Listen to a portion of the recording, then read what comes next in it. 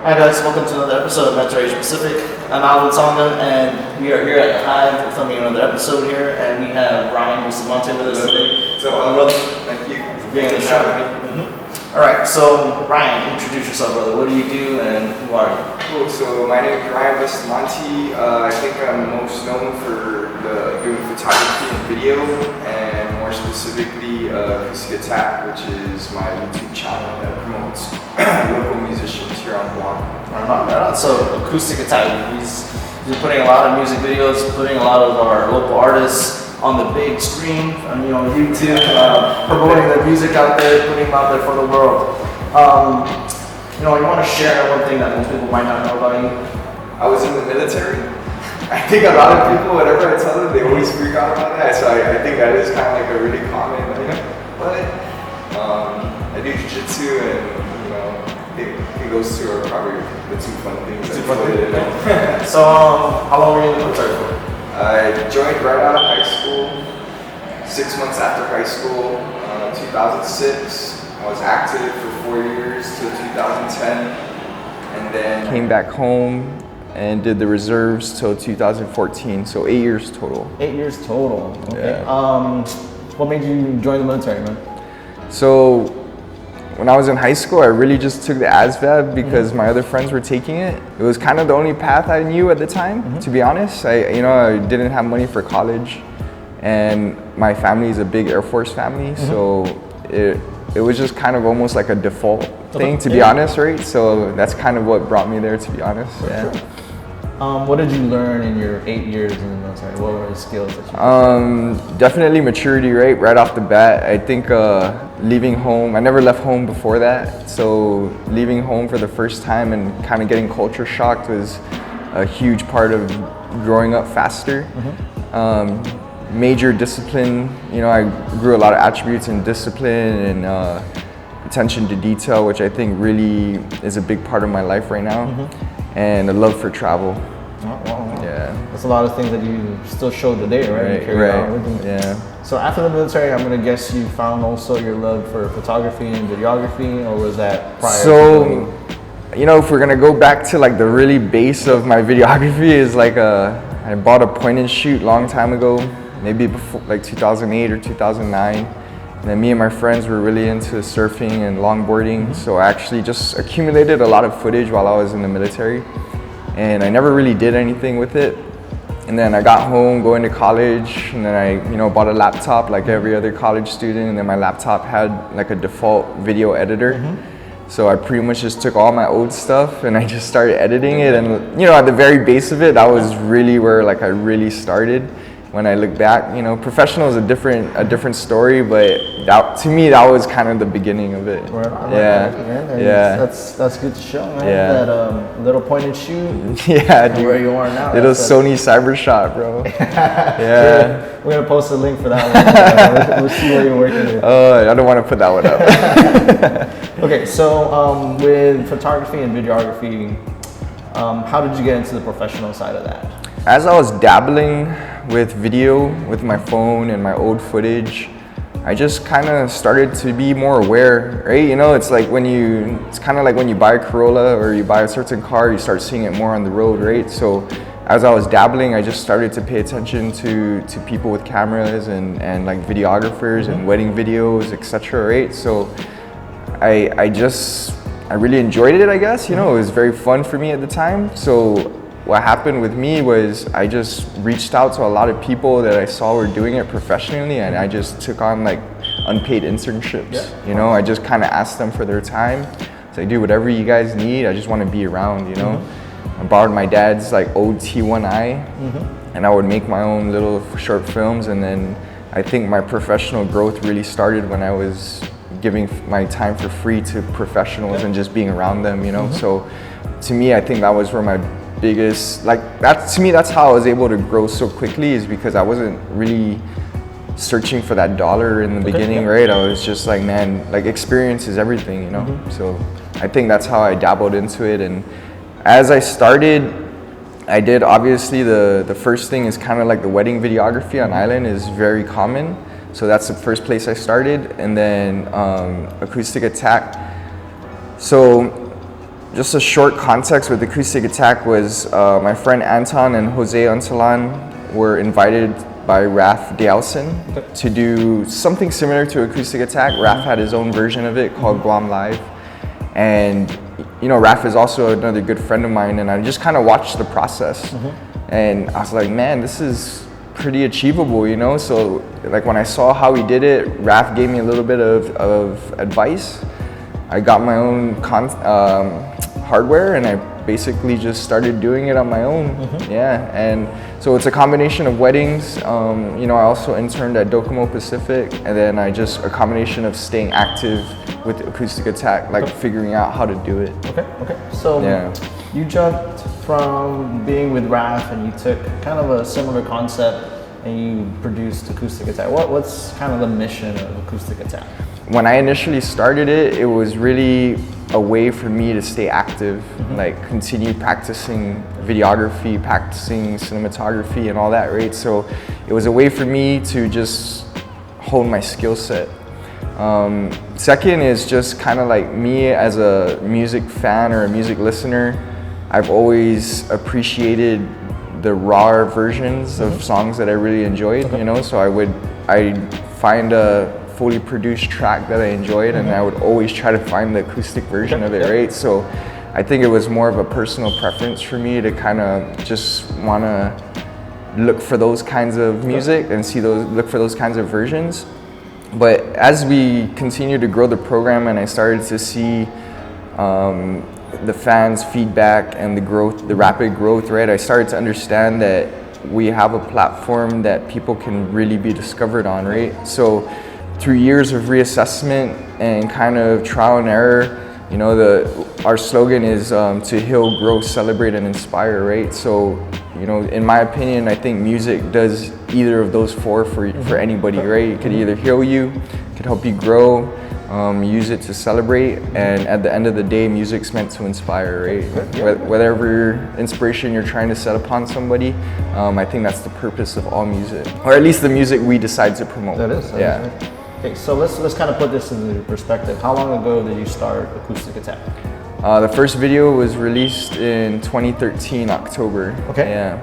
So 2013 to 2019, and what's the growth that you can say that you saw between those few years? The most obvious is 24,000 combined followers, over 2 million views on YouTube alone, right? You know, I don't know how subjective this is, but I definitely feel like there is an inspired music community right now. I feel like there's a major source of original music coming out. I think with the popularity of the videos, I feel like a lot more businesses are giving more acoustic opportunities to musicians to play. I feel like music's becoming more highly valued. I mean, there's still a long way to go, but you know, I don't know how much of us is contributed to that, but I you know, with combined efforts of whatever has been going on with us and all the other platforms, I feel like that has been happening. Yeah. No, I just kind of wanted to put that picture out there of how, you know, putting in the work, putting in the consistent effort that you did with Acoustic Attack, that, you know, with this vision that you had that might not have been clear from the get-go, but you've kind of paved it along the way, that, you know, you said that you had assessments and you looked at it. At a couple of those assessments, what were the bigger changes that you made with Acoustic Attack? Production costs a lot of money, and even if it doesn't cost money, it takes a lot of time, right? So you want to hold your time very valuable, and you want to be investing in the right projects that are going to make a return for the brand or even monetary, right? So as I continued to build Acoustic Attack, there was and this was also kind of my maturity in the business world. So as I was building Acoustic Attack, I wasn't really building a revenue stream or a model that's supposed to return money, right? So I think the biggest thing that we've learned is if we think about the videos as a bullet, right? Like a bullet from a gun. If you think about it like that, it's like before we're just shooting, right? And now the way I like to explain it is like, every video we use should have an intent to hit the bullseye, right? So now it's production and my time has become more valuable. So I don't want to just create content just to create content, right? Now I want to choose the musician with the most potential, the musician with the hardest work ethic, and it's not so much just who's around, who's my friend anymore, you know? Now it's more like, what are you doing? Do you deserve this? Do you deserve this time? Do you deserve this promotion? Is your music sending a positive message? Are you looking for growth? Are you looking for fame? Are you looking for glory? Like what are you here for? So I think the biggest thing we've done is understanding what our standard as a program is now, and kind of how to take every step of what we do and direct it towards a model that can return monetarily for the musician, for the artist, and for the sponsor. So it's becoming complete. Yeah. I like that vision that you painted.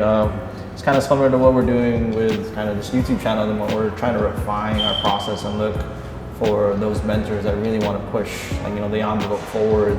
They're doing things beyond their careers per se, and also, like, you know, looking to expand the community, to grow Guam, to grow like the networks that are here. You know, you talked about like that expansion. What were some of the struggles that you had, you know, either with Acoustic Attack or also growing your own personal network? Every production is always going to be a hardware resource, right? So nowadays technology is getting cheaper, but you know, it's still, if you're young and maybe you're working part-time or you're a minimum wage job, it's still going to cost a lot. So that's a huge challenge. You know, surprisingly, man, I feel like my network, like I was blessed with a great network, you know, through my jiu-jitsu, through my photography experience. And I think, you know, a lot of it is just through my open friendliness, is like I've been able to connect with a lot of people that I haven't had the hardest time finding people to work with me. And I think it's also that people respect my quality of work. So, you know, when I come to ask someone to work with me, they kind of have an idea of what they're going to get. So I think if you focus on building your skill set and being able to deliver it, I feel like networking wouldn't be the biggest problem. You know, converting it from a YouTube channel into like a paid type of program, that was a big challenge, right? It's like really believing in it, you know, and trusting that it can have the value to ask for a return, and you know, taking the time to really reassess and build the program. That was a big challenge, right? Like, kind of, how do we take what we're doing that we just enjoy, and how do you actually package it, right? So, you know, being able to understand how to package the program, and for anything you do, I think is really important. So if people are trying to start this off on their own, or even if it's a different type of program, I think if you keep the mindset of how can I present this to somebody, and how can it be tangible from a return perspective or something like that, I think it'll help people grow a lot faster. And you know, it just takes thought, right? It takes I believe action is the most important thing, right? So I'm not saying that I shouldn't have done what I did, because it's only because of the frequency and the consistency that I'm able to leverage something. So action comes first, but definitely always keep in mind, how can I package it, right? Like, how can I make this easy for you to understand, to say, okay, it's worth that value. Yeah. Okay, so I guess the words that I'm gonna pull right now, so you said frequency, consistency, and I'm gonna put that packaging as intent. So like, what are we gonna use it for? How can we look at it? Moving forward now, so I'm gonna kind of foreshadow a little bit that you're gonna be leaving Guam, right? Yeah. What is kind of your vision now? What's moving forward for you? Yeah. I mean, that's a really big question, right? Don't hold me to everything I'm saying right now, because obviously, like I said, there's you know, like, I'm a very open-minded person. Of course, I like to build plans and follow through with it, but I'm also very adaptive, right? So, you know, just from a personal perspective, my son's mother is active duty Air Force, so they're stationed back there. So the biggest piece of me leaving is really to be near my boy. So that's kind of the biggest, most important thing in my life, that, you know, that's going to take priority over everything. But I also do feel it's almost like like a universal message saying like, man, maybe it's time to see what it can do out in the States, right? So, you know, my vision really is, maybe it starts to become, I've always had a vision of a global brand, but maybe now it will really become that, right? Because yes, our story and our foundation started here at home, and that's who I am, and that's kind of a big piece of us, right? Absolutely no doubt about that. You know, but we cannot be narrow-minded and feel like we're only meant to support people here, right? Like, I believe that, you know, there's a local community and there's a global community, and you should be a part of both. So I feel like this could be the first step into taking it to that level. Secondly is like, the mission of Acoustic Attack was originally to try to get these artists in front of a global audience, right? And a big first step would be getting them to the States to tour. So I feel like I'm gonna need to lay a lot of groundwork out there and building a network and understanding how that process works to be able to figure out how to connect the two, right? Because I can operate from here all day, and you know, like, I've been doing it for 6 years, it's grown, it's done good. I mean, I still have bigger visions for it, but if we're ever gonna get to a place where we're touring, there's no way to do it unless I'm out there, you know what I mean? There's absolutely no way to do it. I can talk to my network out there all day, but no one's gonna go and lay down the groundwork, you know what I mean? So I kinda have to take that on by myself. So my vision really is, you know, like, I think of life like this, right? Like, sometimes you need to create space and move away so that something can grow in its place, right? So I feel like maybe this could be a piece of that, right? Where I can spend my time figuring that piece out, and maybe people hear the space that I'm about to create, maybe people can grow into that, right? So there's a lot of options here, and I'm definitely exploring them. There's nothing solid that I can really talk about. I mean, we did talk offline, but you know, it's nothing that I want to kind of mention yet, because we're literally in the discovery process.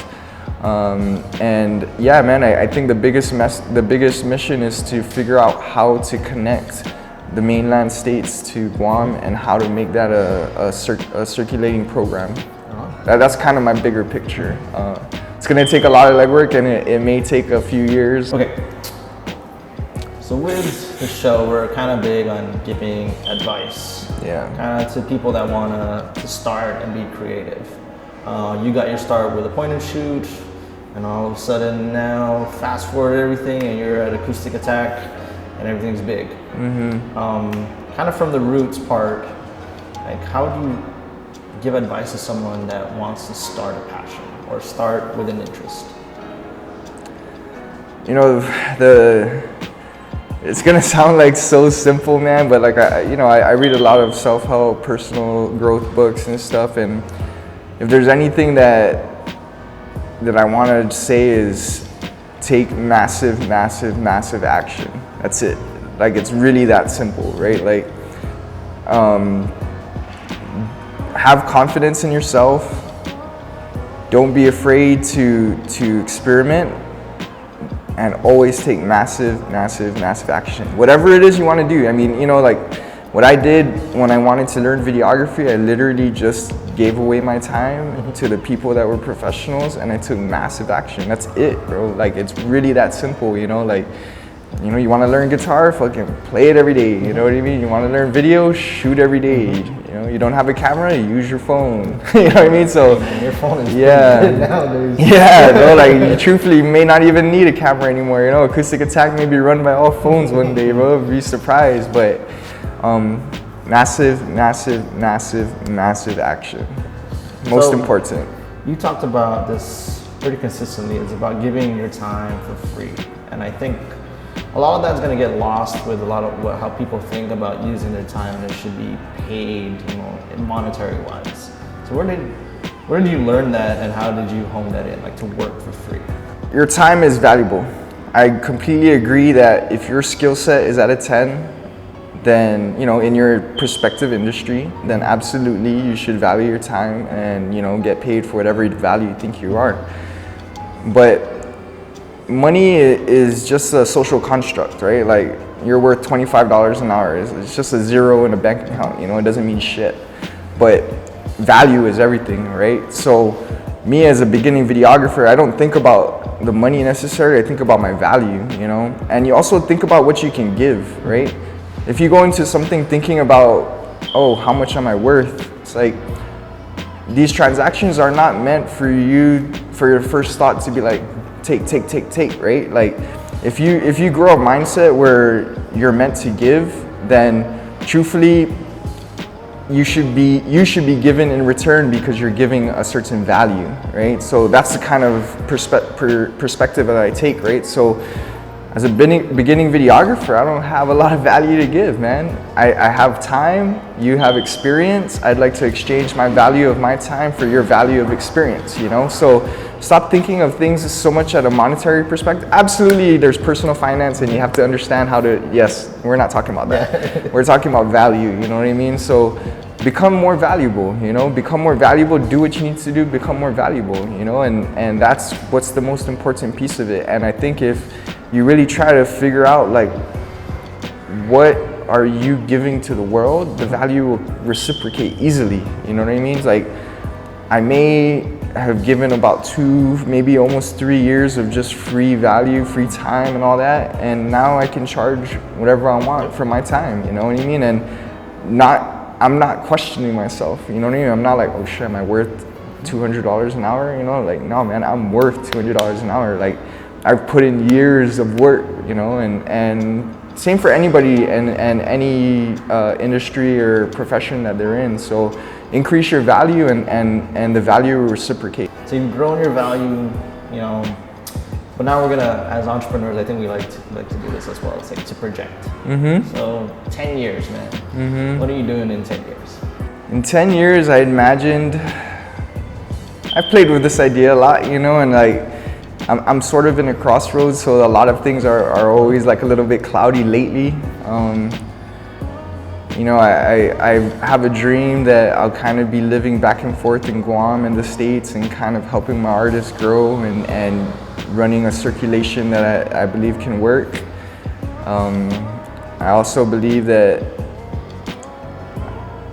I'm able to grow my photography and videography business to be a lot more global, where we're doing more international work and having a lot of flexibility on the countries I choose to go, and being able to give value through my photography and video, you know. So you know, it's funny because as I project, it's like when I was younger, I had this grand idea of how much I wanted to create, right? And you know, the more I understand myself and what I want to do, I feel like I want to kind of take the clientele that I imagined was this big, and I kind of want to shrink my clientele down and just increase the value. You know what I mean? So, you know, as a young entrepreneur or a young guy, I was like, man, I want to rake it in. I want to get as many clients as possible.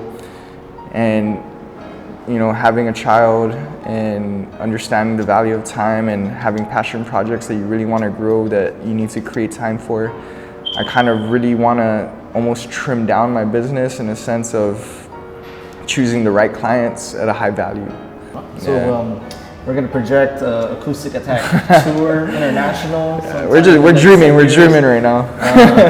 We're gonna thank Ryan for being on the show today. Once again, guys, I'm Alvin. This is Ryan. Thanks for having me, man. Appreciate it, dude. Okay, take it easy.